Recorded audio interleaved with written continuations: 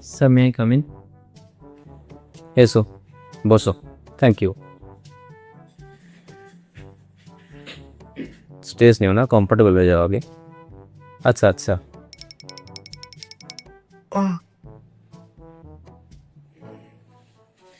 একটু চা হবে, আর একটা বিড়ি। আরে তোমার সিভি তো দেখলাম, এবার এমন কিছু বলো নিজের ব্যাপারে যেটা সিভিতে নেই। সিভিটা বানালাম কেন তাহলে? কি? কিছু না বলছি। আহ, আমার ব্যাপারে একটা কথা ওখানে লেখা হয়নি সিভিতে, যে আমি আসলে অলরাউন্ডার। মানে কাজ ছোট বা বড় যেমনই হোক, আহ, আমি দায়িত্ব নিয়ে সব কাজই ডুবিয়ে দিতে পারি।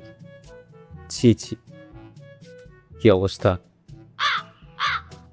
তোমার সবচেয়ে বড় স্ট্রেংথ কি?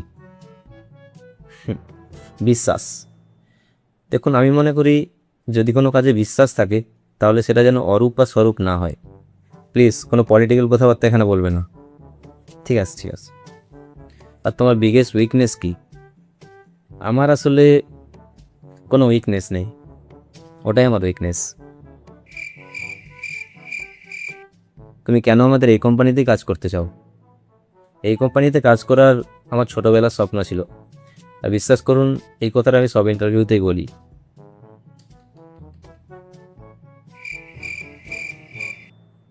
আচ্ছা, তোমার একটা সিচুয়েশন দিচ্ছি। ধরো কোনো এমপ্লয়ি ঠিকঠাক কাজ করছে না, আর তুমি তার ম্যানেজার। তো তাহলে তুমি তাকে কীভাবে বোঝাবে, কীভাবে মোটিভেট করবে তাকে কাজ করার জন্য? আচ্ছা, এটা তো খুব ইজি কোশ্চেন, এর উত্তরটা আমি জানি। আমি ওকে খুব ভদ্রভাবে পোলাইটলি বোঝাবো যে সোরে বাচ্চা কাজ করছিস না কেন। এই ভাষা ঠিক রাখো তুমি। কি অবস্থা! আচ্ছা, তোমার লাইফে সবচেয়ে ডিফিকাল্ট সিচুয়েশন কী ছিল, আর তুমি হ্যান্ডেল কীভাবে করেছো সেটা? ডিফিকাল্ট সিচুয়েশন বলতে একবার এক অন্নপ্রাশনের শ্রাদ্ধ বাড়ির ইনভিটেশন একসাথে এসে গেছিলো। তো এবার কোনটায় যাবো বুঝতে পারছি না, খুবই সমস্যার মধ্যে পড়ে গেছি। আহ, সমস্যা আরও সেদিন বেড়ে গেছিলো, কেননা সেদিন বাড়িতে একটা বিয়ে বাড়িও ছিল আর কি।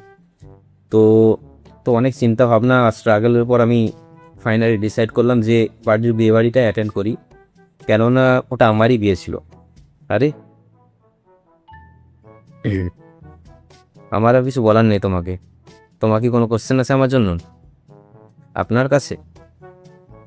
আপনি কি ম্যারিড? কোনো পার্সোনাল কোশ্চেন না, অন্য কোনো কোশ্চেন থাকলে বলো। আচ্ছা আচ্ছা। So would you rather watch your parents, বেরো বেরো ওখান থেকে।